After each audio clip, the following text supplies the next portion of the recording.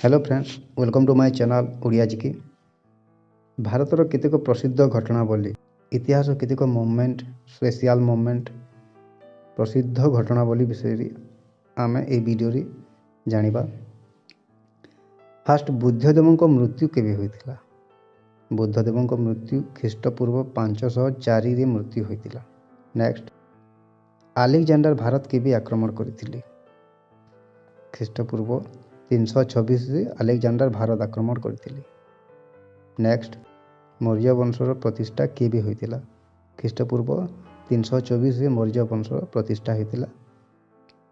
Next, अशोकଙ୍କ राजत्व केबे ठारू आरंभ होइतिला? अशोकଙ୍କ राजत्व केबे आरंभ होइतिला? ख्रीष्टपूर्व 273 रे अशोकଙ୍କ राजत्व आरंभ होइतिला। नेक्स्ट, सिख माने भारत को केबे आसिथिले? उत्तर होची ख्रीष्टपूर्व 240 रे सिख मानक अभ्युदय होइतिला। नेक्स्ट, शकाब्द प्रचलन केबे होइतिला? उत्तर होची ख्रीष्टपूर्व 168 रे शकाब्द प्रचलन होइतिला। नेक्स्ट, कनिष्कଙ୍କ राजत्व केबे ठारू आरंभ होइतिला? कनिष्कଙ୍କ राजत्व केबे आरंभ होइतिला? उत्तर होची ख्रीष्टपूर्व 98 रे।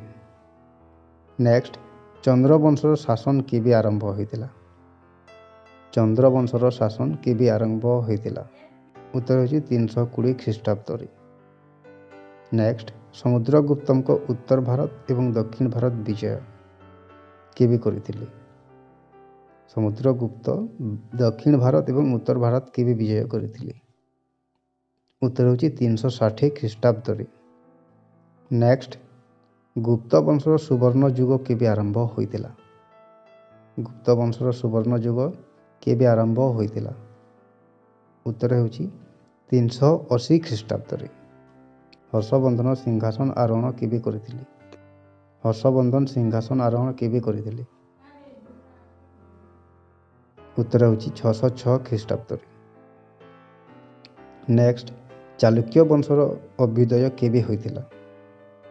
चालुक्य वंशर अभ्युदय केबे होइतिला? उत्तर होची 609 ख्रीष्टाब्द रे चालुक्य वंशर अभ्युदय होइतिला। नेक्स्ट, चोल वंशर शासन केबे स्टार्ट होइतिला? उत्तर होची 985 ख्रीष्टाब्द रे। नेक्स्ट, महमूद भारत को केबे प्रथमे आक्रमण करथिले? ख्रीष्टाब्द 1000 ख्रीष्टाब्द रे महमूद भारत आक्रमण करथिले। महमूद सोमनाथ मंदिर केबे लुंठन करथिले? उत्तर होची 1025 ख्रीष्टाब्द रे।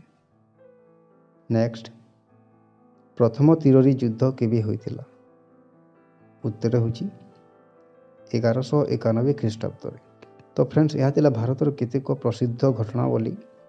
तो एमिति आउ वीडियो देखिबा पई ए चैनल को सब्सक्राइब कर नियंतु और जदि वीडियोटी भल लागिछि यार पार्ट 2 मध्य मु नेकी आसीबी। धन्यवाद।